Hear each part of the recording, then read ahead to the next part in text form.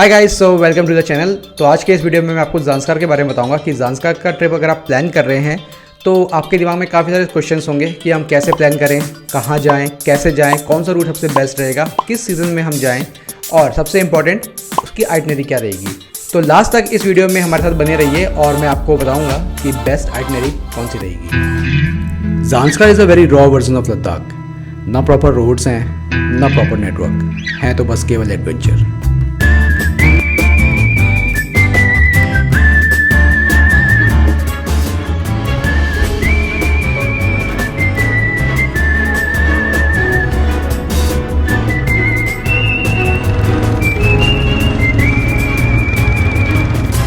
ज़ांस्कार पहुंचने के तो काफ़ी सारे रूट हैं, लेकिन जो ओल्डेस्ट रूट है वो है Srinagar Kargil via Penzila pass to Padum. तो ये वाला रूट है जो सबसे ओल्डेस्ट है और सबसे ज़्यादा सेफ है। ठीक है, रूट के बारे में हम बात करेंगे आगे और डिटेल में बात करेंगे। तो सबसे पहले हम जानेंगे कि क्या हम बाय एयर ज़ांस्कार पहुंच सकते हैं। तो जो नियरेस्ट एयरपोर्ट है वो है लेह, श्रीनगर एंड कुल्लू। तो यहाँ तक आप बाय एयर आ सकते हैं। उसके बाद की जो जर्नी है वो आप बाय रोड आप ट्रैवल करेंगे।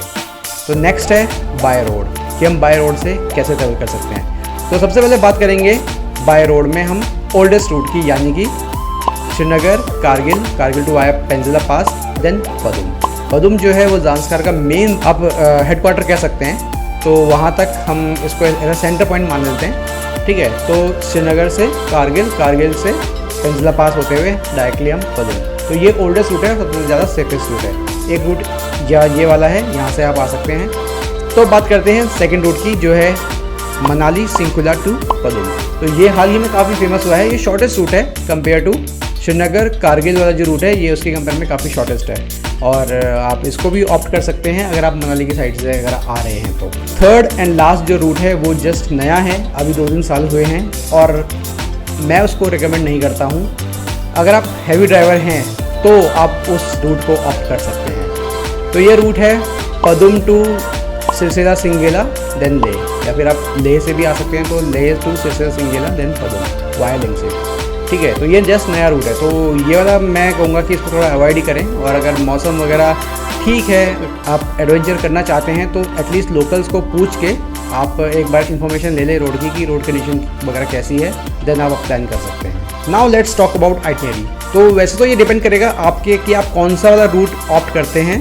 तो मैंने एक पैटर्न बनाया है, रफ पैटर्न बनाया है। ठीक है, तो उसके अकॉर्डिंग आप अपने डेज एडजस्ट कर सकते हैं। तो सबसे पहले हम बात करेंगे शॉर्टेस्ट रूट की, जो कि है मनाली शिंकुला टू पदुम। ठीक है, तो फर्स्ट नाइट मैं एज्यूम करता हूँ कि आप मनाली पहुँचेंगे, जहाँ से भी अब आप आएंगे, यानी कि दिल्ली से या चंडीगढ़ से कहीं से भी अगर आप आ रहे हैं तो फर्स्ट नाइट में आप मनाली पहुँचेंगे। ठीक है, मनाली आपका हॉल्ट रहेगा। सेकंड डे में आप पहुँचेंगे जिस्पा में आप नाइट स्टे करेंगे, एक्लेमेटाइज होंगे। थर्ड डे में आप सिंकुला पास को क्रॉस करते हुए पहुँचेंगे पुरने, और उसके नेक्स्ट डे आप फुक्तल मॉनेस्ट्री का ट्रैक करके नेक्स्ट फोर्थ डे में ही आप पदुम पहुँच सकते हो। 2 दिन आप पदुम में रुक के साइट सीइंग कर सकते हो, जैसे कि खरसा monastery, Shani waterfall, Shani lake. ठीक है, तो ये सारी चीज़ें हैं जो कि आप पदुम में कवर कर सकते हो। 2 दिन मैं इसको पदुम को देता हूँ। आप इसको अपने अकॉर्डिंग एडजस्ट कर सकते हैं कि आप 1 दिन रुकना चाहें या 2 दिन रुकना चाहें, वो आपके ऊपर है। नेक्स्ट डे यानी कि 7th डे आप मनाली पहुंच सकते हैं वाया पुरने।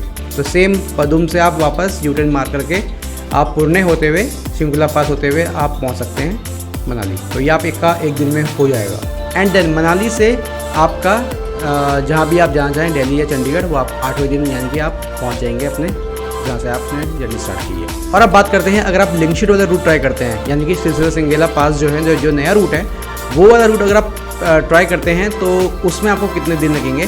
तो 6 दिन तक का जो पदुम की आइटनरी है वो तो सेम रहने वाली है अगर आप मनाली की साइड से आ रहे हैं। ठीक है, तो 6 दिन हमने काउंट किया है पदुम तक। उसके बाद हम पदुम से लेह तक हम 1 दिन मानेंगे, यानी कि पदुम से सिरसिला सिंगेला जो पास है वो क्रॉस करते हुए लेह तक आप शाम को लेह तक पहुंच जाएंगे। और उसके बाद नेक्स्ट डे लेह से सेम जिस्पा 1 दिन, और उसके बाद आपका मनाली या उसके आगे अगर आप निकलना चाहें तो निकल सकते हैं। यानी कि यहाँ पे 2 दिन आपके बढ़ जाएंगे अगर आप वो वाला रूट चूज़ करते हैं। तो वो लेह वाला जो पार्ट है वो वाला रूट भी आपका कवर हो सकता है। और अगर आपके पास काफ़ी ज़्यादा टाइम है तो आई रिकमेंड कि आप जो पूरा सर्किट है वो कंप्लीट करें, यानी कि मनाली से स्टार्ट करके आप अपना जो सफ़र है वो आप एंड कर सकते हैं श्रीनगर पे। पदुम तक तो सेम रहने वाला है, 6 डे हमने पदुम पे काउंट किए थे, तो 6 डे तक हम उसको वहीं मान करके चलते हैं।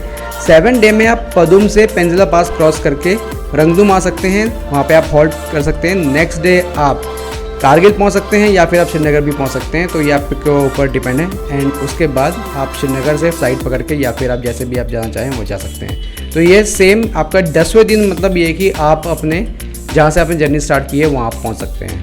Now it's time for another question, best time to do Zanskar, यानी कि ज़ांस्कार जाने का कौन सा सबसे बेस्ट टाइम है।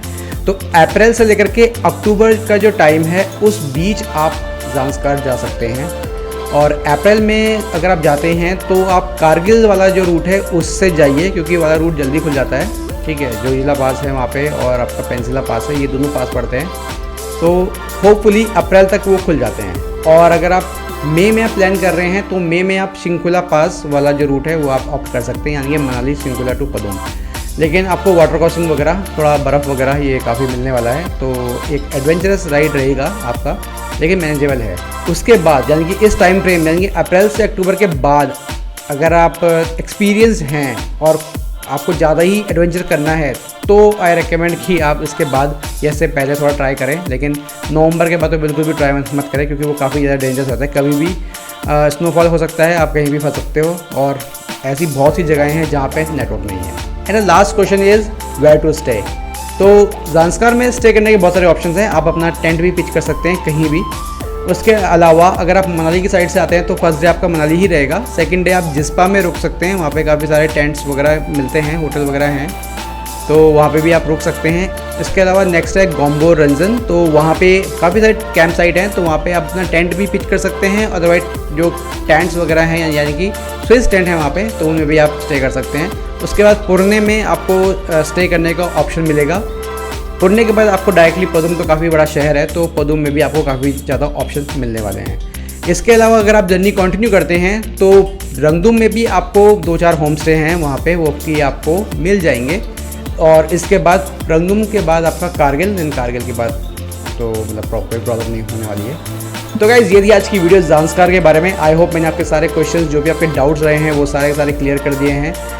Still if you have any doubt तो कमेंट सेक्शन में आप मुझे बताइए, मैं वहाँ पे ज़रूर आंसर करूँगा। और इसके अलावा if you really enjoyed this video then don't forget to hit the like button and also subscribe to the रिपोर्टो। Until then see you next time.